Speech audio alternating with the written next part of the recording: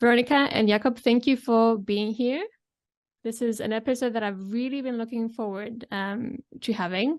And actually, I've been looking forward to having you in this project since the beginning when, I don't know if you know about this, but Doreen and I, when we put out the call for partners through the Erin Foundation, we knew that we wanted a multidisciplinary team. And then we got the responses from a series of fantastic organizations, but as soon as we got the list, my eye went straight to your name, Impact Games, because I didn't know who you were, but I knew that you had something to do with games, maybe gamification, maybe play, something around that realm. And of course, looking into your profile, that was confirmed. You do work on game-based learning, and we really wanted to have you on this consortium because, you know, sometimes it doesn't matter if we come up with great material, because if we don't find a way to make students engage and want to learn it, it won't matter. So we were very happy to have you on this consortium. So thank you for being a part of it, but also for being here today. Thank you. Thank you. I did not hear this story before, so thank you. We are humbled. Yeah, thank you. I'm going to take you back to the first time we met, once our project was approved and we went to Leuven in Belgium, and we had our first meeting, and we all had to go on stage and introduce ourselves and our organization and how we got started. And you gave us a little bit of a background as to how you two met. If I remember correctly, you were in NGOs before, and then through all of your experience, you decided to form Impact Games. So could you tell our viewers a little bit about your origin story? Origin story. Yeah, so I think you very correctly mentioned that we both were working in NGOs. To be more specific, we both worked in the sector of global education. And yeah, I think the story is that we've been doing this global education for a while, and we've seen around us how it was done. That it was done using very traditional methods, like I don't know, some brochures, worksheets, you know, this kind of stuff. And at the same time, global education is something like that you, according to my opinion, need to teach very holistically, because it's like, you know, everything is about interconnectedness. So we were looking for different, like, innovative ways how this could be done. And then, since we both are gamers, somehow naturally we encountered games and started looking for ways how we could be doing this global education through games. Yeah. And why the name Impact? So it's Impact Game. We got the game part, but why Impact? Well, we're gonna be talking about this, I guess. Yes, actually, you're right. Today. But yeah, I mean, we do think games can have they don't just happen on screen. They can teach you things, and many games even prompt you to do things in the real world. I mean, maybe you have been part of the phenomenon of Pokemon Go, or, you know, Minecraft AR and all these geocaching games. So, I mean, there are communities being built around games that do stuff in the real world. So there's a lot of positive impact being done by games. So that's why we are called Impact Games, because we want to kind of emulate this and work with this further.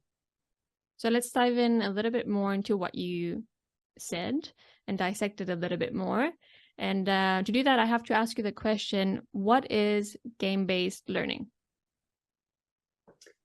Okay, so I think, I mean, the name for it is pretty much straightforward. It's learning through games. So in other words, it's a gameplay that has defined learning objectives and outcomes. But yeah, it's as simple as that. It's in the name. Okay, so let's say our educators out there, especially the ones involved in this project, okay, they know what the name could mean more or less, but why is it important that they not only know it, but use it in their classrooms? Yeah, we have a very meaningful and kind of highlighting statistic in Slovakia. Why it is important? So it came out of a research done by Comenius University, which found that only 6.7% of students in elementary schools are motivated to learn in school.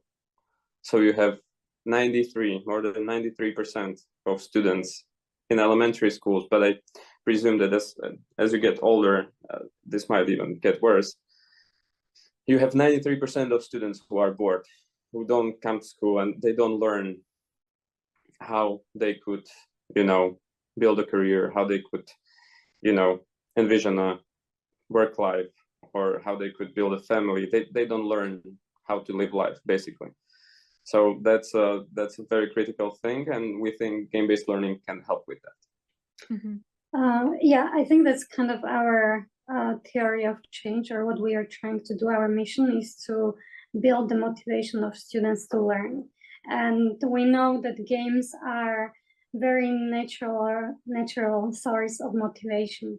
We have a lot of research proving this. Basically, games are a huge area of positive psychology, for instance.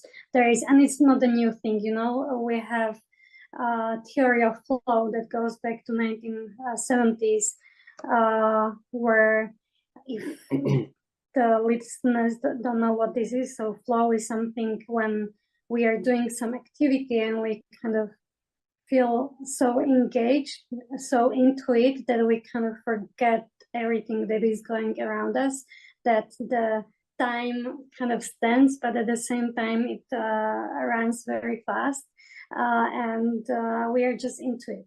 So that is flow. And according to a father of flow, or the person that formulated flow theory, let me try to say his name. Mihai Csikszentmihalyi, something. Yeah. So he actually said that game. So this is one theory. This is a source of motivation. For instance, the theory of self-determination. That is also a theory from psychology that kind of understands motivation as a continuum. And the highest form of motivation, according to this theory, is intrinsic motivation. So internal motivation, when we are doing something because we enjoy doing it. And games are something that we enjoy doing, we enjoy playing, otherwise we wouldn't be doing so. So to kind of be able to take this feeling, this state of flow, and turn it and use it in education, I think it has a great potential. Yeah, our kind of motto is that we are trying to bring education to games and play to schools, and that's exactly why, like Veronika explained, the whole equation, why we try to do that. It's quite amazing what games can do also in regards to differentiated learning, because in any classroom, we've all been in classrooms, but we know that we all learn at a different pace, and games have this amazing inbuilt design, if I can even say it like that they progress based on where you're at. So if I'm not mistaken, in regards to Mihai Csikszentmihalyi's state of flow theory, is that it's about 4% higher than what you are comfortable with, so that it pushes you just right, but it doesn't push you so much that it discourages you from wanting to push and learn more, which is amazing. Meaning that, if we can take those things from state of flow and games specifically and put them in our classroom, then exactly that 93%, is it that you said, can hopefully start decreasing. Right? Yeah, exactly. Yeah. It's crazy. Yep. And I'm assuming that, in your line of work, you've worked with a lot of educators, you've gone out and you've spread the message of the benefits of game-based learning. So what is the experience that you've had so far in regards to how teachers take it and how willing they are to implement it in their classroom? Yeah, so maybe some numbers.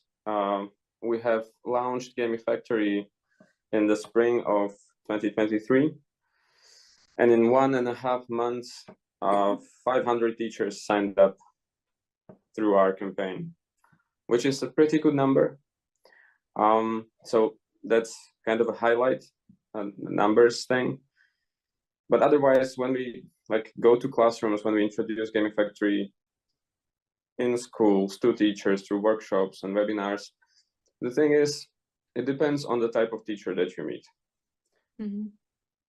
There's, again, maybe some statistics. You can, meet 10 to 30% of teachers in a country. So let's say in Slovakia, we meet 10 to 30% of the teachers who are really open to this. Like, they don't care about the hiccups, they don't care about the challenges, like they're here to overcome those. And if it makes their teaching practice better, let's do this. And then you have 70% of teachers who, for many reasons, we can dig into those, but for many reasons, are not necessarily trying to improve their work right now. They may not have the time, they may not have the skills, for example. They don't, games are something they have prejudice, so yeah, so it's with 10% it's very easy, and with the rest it's more challenging. But it's 10% is still enough for us. We're happy for this to be the critical mass who can then, grow bigger and bigger. Yeah. It's a positive start. If we are to take the remaining percentage and maybe just give them the benefit of a doubt, could it be that there are some misconceptions or some myths that are stopping them from wanting to go into game-based learning a little bit more? There might be myths, but I would again give them benefit of a doubt and more focus on some structural challenges that they encounter in schools. So this might be the availability of technology. So, okay, they imagine that for implementation of games to their, teaching to their classes, they would need, computers, which they don't have every class, or they would need a working Wi-Fi, which is not a thing in Slovak schools always. So there is this kind of challenge they might perceive as not being able to overcome. Yeah. Another one is, let's say, lack of time, or maybe, challenging time management. When you're a teacher, post-COVID, you have stuff to kind of catch up to. So it's sometimes difficult to be looking around for new methods to implement into your teaching when you still need some time to kind of learn how to do that. So we were just sticking into the basics and trying to catch up with your teaching because you're late or you're behind. Another thing might be, teachers in many countries do have some curriculum that they have to fulfill. So you have to teach something. You have to aim to, get your students to reach some learning goals. And this is state mandated. There are tests that are waiting for you, standardized tests.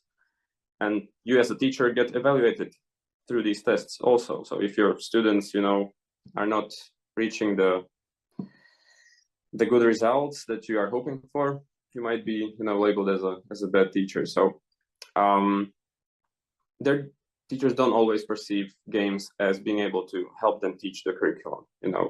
Games are about, fictional characters, fictional worlds, this and that. They're not really based to, not all games are really based to teach the curriculum. So these might be very practical challenges that I think are the most kind of important when talking about, challenges of teachers applying games in class. Yeah. May I take you back to one of the things that two of the things that you said, but I'll take it one step at a time. So you mentioned the difficulty that arises because of lack of technology. Do we absolutely require technology in order to use game-based learning? No, not really. I mean, game-based learning is not only about digital games. You can do game-based learning through board games. We do also developed one board game, or you can have now we are developing this very easy and simple print and play games. So it's basically like a worksheet, but at the same time it's a game. So you can use anything, any game, and teach through it. And the stars, the technology stars, are starting to get aligned, because, like, for example, we create games, which are print and play, which are card games, which are board games, but we also create mobile games, so for smartphones. And you can be like 80 to 90% sure that from the age of 10 up, your students do have some kind of smartphone in their pockets, or every second student has a phone in his or her pocket. And that is a viable technology that can be used for educational purposes in class. So like schools and the structure, the education system doesn't have to rely on its own resources. The kids have them in their pockets, which is awesome. So that's already actually something that maybe they don't need to worry as much as they might have thought. That it's they don't require as much technology as they might have thought, or as we might have thought when we first started out working on these issues. The other thing is that you mentioned, and you're very right to mention that, educators are worried about the fact that they have to teach curriculum, content, standards, and so on.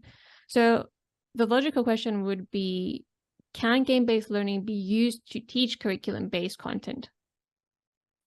They absolutely can, and I think our work and our products, our games, are proof of that, because what we do is basically we develop games for school subjects. So at the beginning of each game design process that we do is that we go and look into the curricula, to what actually the teacher needs to teach in the class. We analyze that, and we set very specific learning objectives that the game needs to fulfill. And this is where, this is our starting point. This is what needs to be done before we actually start developing the game. So then the game is developed based on this. So then it can be also used in the class to teach a specific subject. Yeah, and adding to that, like, it takes time to develop games. So yeah, we do it like Veronika said, but we're also like very aware of what the curriculum is.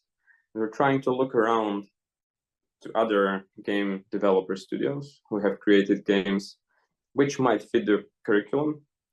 We're trying to partner up with them and bring their games to one place, which is our platform Game Factory, so that teachers can find more and more games that are fitting the curriculum, that are fitting the standards that they need to reach in one place, so they can use games more often. So if I'm understanding this properly by your description, Veronika, it means that because you're able to tailor things based on the curriculum, it means that game-based learning is not actually restricted by subject. It can be for any subject and also any age group as well. Yes, absolutely. I think yeah, I mean, for any subjects, you can develop games for anything. We have a game about immune system of a human being. We have a game that teaches critical thinking. We have a game about historical heritage. So any topic really can be turned into a game. And also, it's absolutely not restricted by the age. I think this is a huge myth that still a lot of people believe in, that games are played by young boys, which is absolutely not true, because actually when we look at the research, one of the biggest gamers are women in their 40s or so that play on their phones, these like very mini games. But still, those are games, even though they would not label themselves as gamers. That is absolutely true. I can't actually remember the statistics. It was something close as 45% of women being gamers. It's 49. 49. 49. Larger. It's almost equal in Europe. Excellent. Of course, the project is focused on transversal skills, right? So we've talked about content, but we have to talk about transversal skills. Can game-based learning be used for the development of those skills? Yeah, definitely. Yeah, games actually are even better for developing different skills and competencies. In terms of knowledge, of course, yes, if the game is built in certain way, it can deliver also the knowledge, but the main thing that games can teach are different competencies or skills, such as I mentioned critical thinking. So just to give one example, because critical thinking is also a transversal skill, is that just think about how the games are built and what you as a gamer, as a player, needs to do in every game.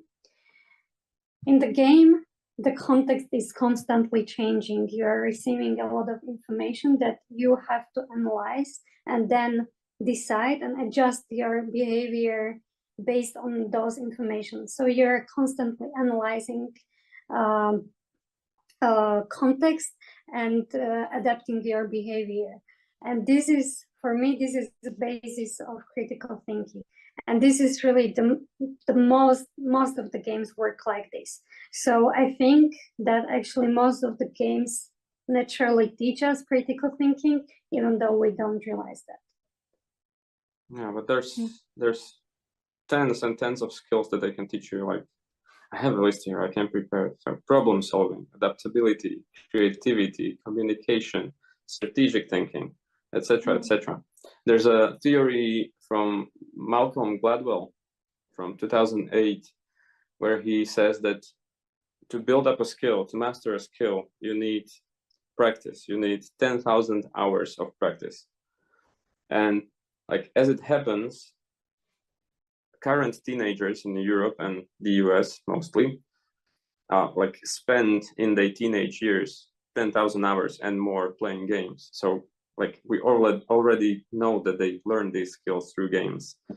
Like, they're mastering very important skills while playing outside of schools. Yeah, even some games that, you know, parents would usually label as something that their children just losing their time with, can actually be great educational tools. Like, for instance, these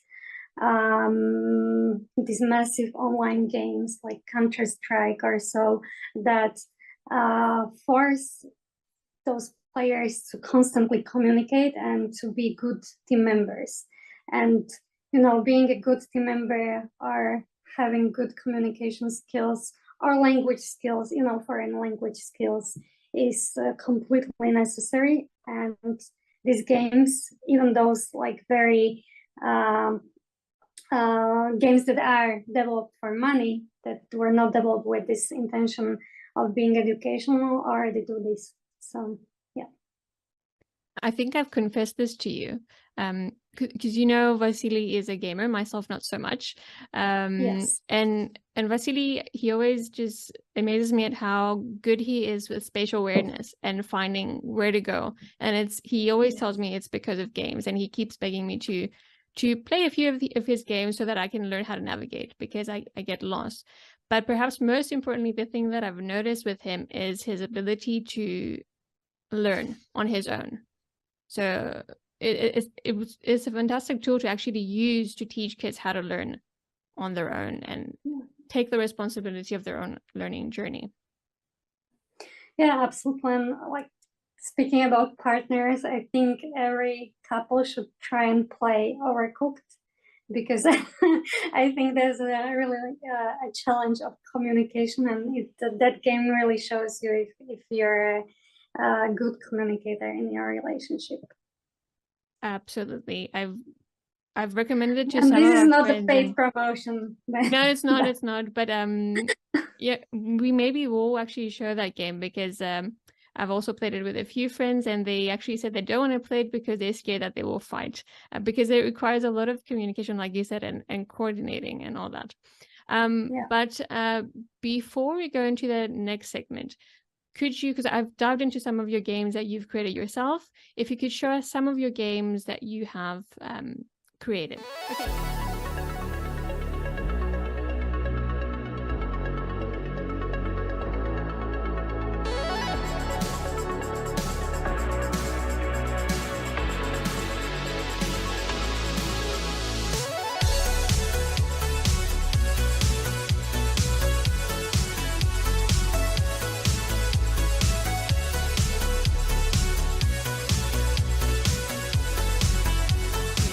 Okay, so our audience from this discussion knows that this work package has to do with game-based learning, but could you tell our audience what they could expect a bit more specifically from this work package? Sure. So in this package, you will find 10 short manuals on different games. Of course, 10 games. So we picked and analyzed 10 games for you that do have some educational value. On each game is linked to the specific transversal skill, and you will find there how you can, a little bit about that game, and then how you can use this game in your class with some very simple activities that you can do with the game. So by actually offering that, it means that you are tackling one of the issues that you mentioned earlier, that teachers are a little bit worried about how much time it's going to take to prep or how to think about it from the perspective of education. So you are really going to create all of that through a template, through a manual guide to help them with all of that. Yeah? Yes, we know that teachers are very busy, so everything we developed is really hands-on, very practical, short as possible, and we always include very specific activities, so teacher doesn't really need to go and do any other research. They can just take our manual, our game, and go with it to the class. That's fantastic.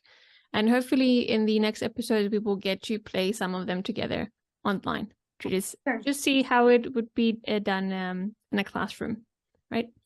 Okay, just to give people an idea of what it is that you do behind the scenes when it comes to picking educational games, creating educational games, but specifically for the context of this project, you had to choose these games that we're going to see from your menu. How exactly did you go through this process? How long did it take? Just give us an insight. So actually it was quite a long process, longer than we initially expected. First of all, we needed to do some research. Research in our area of work means that we are looking for games. We do keep our own list table of games that we think might have some educational values, and these are games that somehow just come to us through different channels. So we used this research that we already had, and then of course we asked project partners and our wider partner network to submit the games that they know of, or maybe also the games that they already use in educational setting. So after this, we had quite a long list of games with already linked to different skills that we knew that we wanted to teach through this project. So the second step after this was testing the games, because to be able to recommend the game, you have to spend time playing it, because you need to, and some games are easy and simple and you can go through them in a couple of minutes, but then there are big games that you really need to play for hours to kind of be able to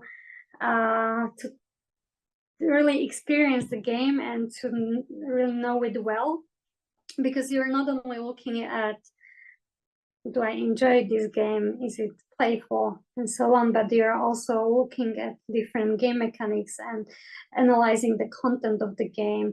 What is this game actually teaching? How or could it even be used in the school? So you need to consider all these different elements. So then the testing is actually something that takes quite a lot of time. And after we played this game, we picked games, we analyzed games, and then we selected the ones that we thought were the best because they were fun, but also they had, according to our opinion, very nice educational value in those areas, in those skills that we wanted to address. So when we had this list, we started working on the manuals for teachers how to work with this in the class. I have to ask from a curiosity perspective, when testing these games, did you have to clock the games, as in finish the entire game in order to be able to choose it, or is it not necessary? I mean, it depends. Like some of the games, I played a lot of games that I didn't finish because I just couldn't. I don't have so much time. Like for instance, Civilization, it's for me impossible game to finish. So no, like, but to be frank, to be completely frank, we didn't have quite many of these like very big games. The games that we decided to use were mainly like these smaller or like, you know, these mid-sized games that you can easily finish. And actually, I remember from the meetings we've had, because we've had a lot of meetings, you know, the criteria to find games that fit all of the criteria and also can give a range, both in terms of time, but also the age groups it could be used for, the skill it can be used for, and certain other things that you talked about in regards to are they open source? How do we balance, you know, offering free games, open source games, and also games that are paid? It was a very difficult task to do. So it's fantastic that we actually had you as a partner, because you get to do all of that, and our participants, including ourselves, get to just have a ready-made menu that we can take and of course tailor a little bit more specifically to the needs of our given classroom. So I need to ask you a few more things. So we have, hopefully there's enough teachers watching this at this point, or will watch it at some point. And I'm sure a lot of them will be that 10 to 20% that are already interested in game-based learning. But is there a place or a source that those educators that are really motivated already to look into that can go and find sources that are great for the classroom? Yes, for game-based learning, the go-to place right now is gamefactory.eu. Not only you can find materials of how to use games in class, but you can find the games themselves. They're all for free. Usually they work on smartphones of your kids. So, you know, downloadable through Google Play, through App Store, playable on computers. Some are print and play, so you can print them and, you know, hand out to your students. It's already on gamefactory.eu. That's fantastic. It's really accessible, and when we hang up, I will look into that myself as well. All right.